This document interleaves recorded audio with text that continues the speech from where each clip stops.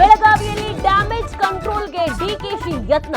ಸತೀಶ್ ಜಾರಕಿಹೊಳಿ ಪಕ್ಕಕ್ಕೆ ನಿಲ್ಲಿಸಿಕೊಂಡು ಪೊಲೀಸ್ ಗೌರವ ರಕ್ಷೆ ಸ್ವೀಕಾರ. ಸಿಎಂ ನಡೆಯಿಂದ ಎಲ್ರಿಗೂ ಅಚ್ಚರಿ. ಬೆಳಗಾವಿಗೆ ಮತ್ತೆರಡು ಸಚಿವ ಸ್ಥಾನ ಸಿಗುವ ಭರವಸೆ ಇದೆ.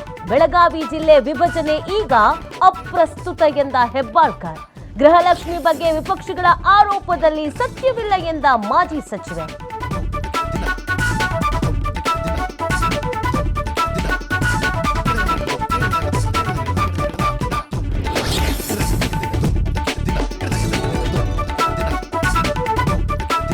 ರಾಜ್ಯ ಉಸ್ತುವಾರಿ ರಾಧಾ ಮೋಹನ್ ದಾಸ್ ಸಭೆ. ಸಂಸದ ಸುಧಾಕರ್ ಎಸ್ಆರ್ ವಿಶ್ವನಾಥ್ ಜೊತೆ ಪ್ರತ್ಯೇಕ ಮೀಟಿಂಗ್. ಬಹಿರಂಗ ಹೇಳಿಕೆ ಆರೋಪ ನಡೆಸದಂತೆ ತಾಕೀತು.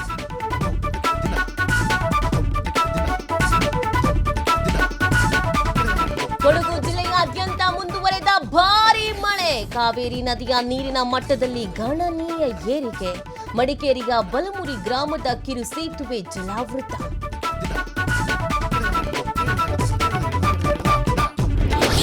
ವೇಗವಾಗಿ ಬಂದು ಮರಕ್ಕೆ ಪೆಟ್ರೋಲ್ ತುಂಬಿದ್ದ ಲಾರಿ ಡಿಕ್ಕಿ.